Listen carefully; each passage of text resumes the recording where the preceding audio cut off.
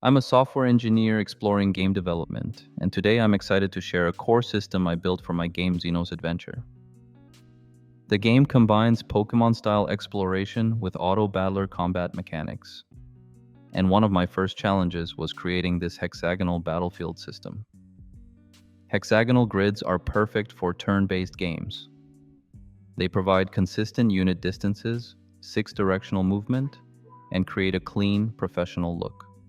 In this video, I'll walk you through how I built this system from scratch in Unity. We'll cover four essential components that make this system work: the tile generator that builds our battlefield, the battle grid that handles unit placement and pathfinding, the unit management system that controls what happens on each tile, and the battle controller that orchestrates everything together. In the next 10 minutes, you'll learn how to create this entire system. You'll find all the code we discuss in the description below, ready to use as a foundation for your own game. Let's get started with the core components. Before we dive into the code, let's understand how these components work together.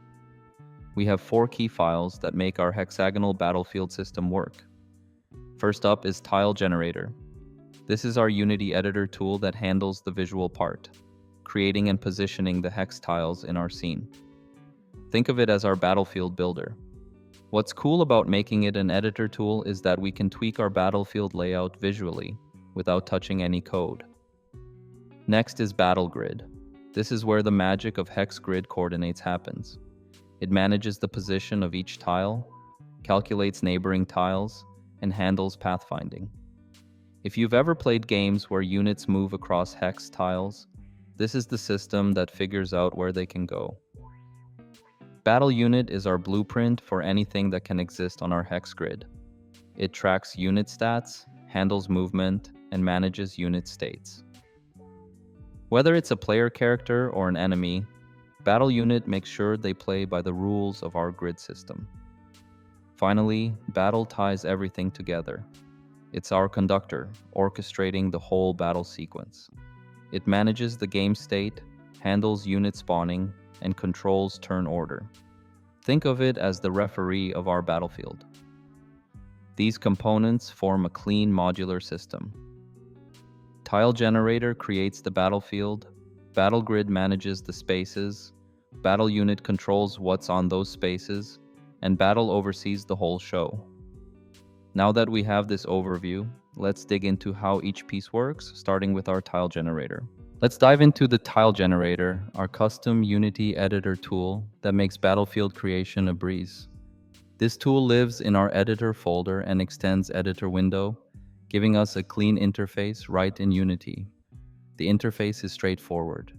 We have inputs for rows and columns to control the battlefield size, a tile scale slider to adjust how big each hex is, and spacing controls to fine-tune the gaps between tiles.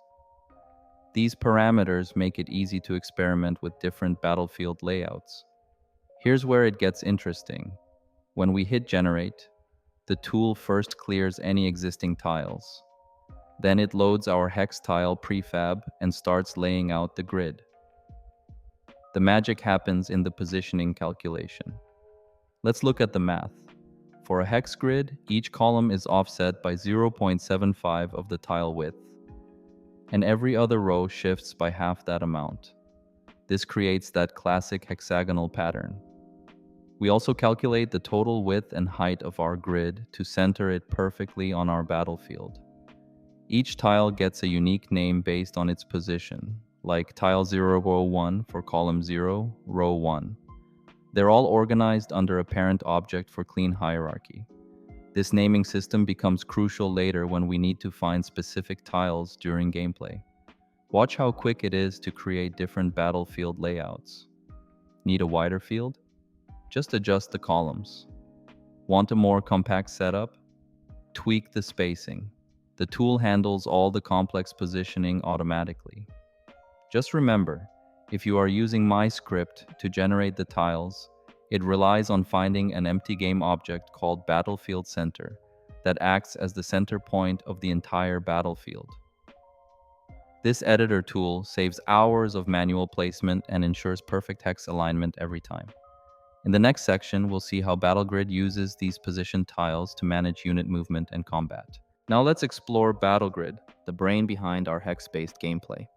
This class handles everything from tracking unit positions to calculating paths between tiles.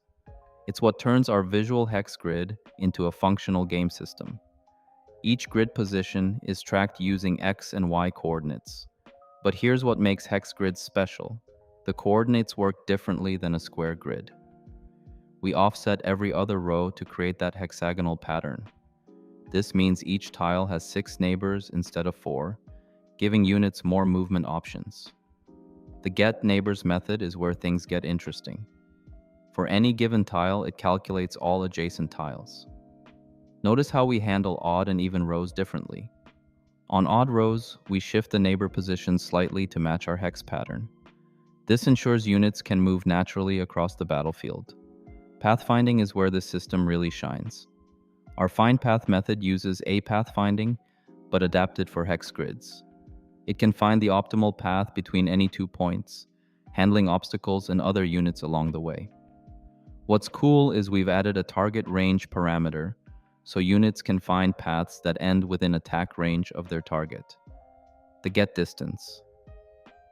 The method calculates how many steps it takes to reach any tile. This is crucial for abilities and attacks that have range limits. In hex grids, distance calculation is more natural than square grids, because every step is the same length in any direction. When a unit enters the battlefield, it gets assigned to a grid position. The grid keeps track of which tiles are occupied, making it easy to check for valid movement options or target positions. This prevents units from stacking or moving through each other. With all of these working together, units find paths around obstacles, maintain proper spacing, and calculate distances accurately. This creates tactical gameplay where positioning really matters. The battle class is the conductor of our entire combat system. While its full implementation is beyond the scope of this video, let's quickly look at its key responsibilities. First, it manages the battle states. From preparation, where players position their units, to combat, where the action happens, to handling round endings and victory conditions. This state management keeps everything organized and flowing smoothly. The class maintains 2 important collections: player units and enemy units. These track every unit on the battlefield. When the battle starts, it initializes our hex grid system and handles unit spawning, making sure each unit appears in the right position with the correct orientation. One of its coolest features is the turn queue system. This determines which unit acts next, based on factors like unit speed and battle conditions. Think of it as the traffic controller for your units. The initialize method ties everything together. It sets up the battlefield using our tile generator, spawns the enemy units in their starting positions, and prepares the battle state system. And that's the battle class in a nutshell. It's the glue that holds our hex grid system together, but the real magic happens in the grid and unit interactions we covered earlier. If you want me to also cover the battle class in the future, please leave me a comment to let me know. Let's wrap up with some key takeaways and tips for implementing your own hex grid system. First tip, always build your editor tools early. The time you invest in creating tools like our tile generator pays off enormously when you're iterating on battlefield designs. It's much easier to experiment when you can quickly generate and adjust layouts. Second tip, when working with hex grids, keep your coordinate system consistent. We used an offset coordinate system, but there are other approaches like axial or cubic coordinates. Pick one and stick with it throughout your codebase. Third tip, consider performance early. Pathfinding on hex grids can get expensive with large battlefields. Cache your neighbor calculations and consider implementing a movement range preview system to avoid unnecessary path calculations. Finally, maintain a clean separation between your grid system and game logic. Our battle class manages game states without needing to know the details of hex grid calculations.